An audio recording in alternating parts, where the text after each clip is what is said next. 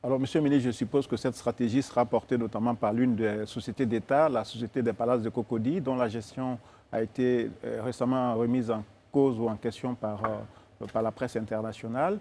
Dans le contexte actuel comment on dit, des audits de ces sociétés d'État, est-ce que vous êtes informé de ce qui s'y passe et quelles décisions envisagez-vous de prendre pour mettre fin à ce qui paraît être une mauvaise gouvernance de cette société?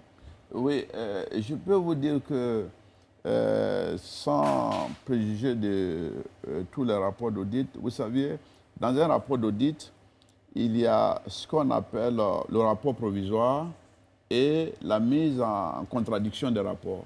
Dès l'instant où on produit le rapport, en mission d'audit, on vous donne la possibilité de rapporter des éléments contradictoires. Et à l'issue de la confrontation des éléments contradictoires, il s'avère que les éléments qui ont été portés n'étaient pas des cas de détournement.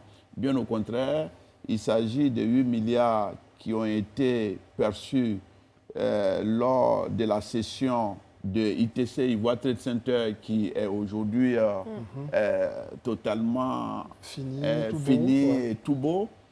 Mais il faut savoir aussi que c'est l'œuvre de notre ministère en rapport avec un des opérateurs que je ne citerai pas ici, que vous connaissez tous, PFO, je l'ai dit.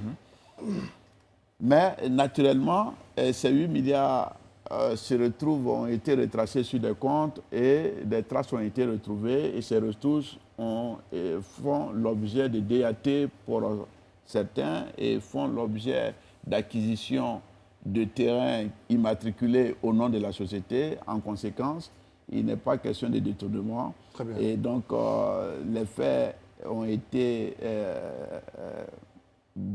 démontré qu'il n'y avait pas de détournement et que la structure a été bien gérée. Donc, en conséquence, il n'y a pas de quoi fouetter un chat. Merci, monsieur le ministre.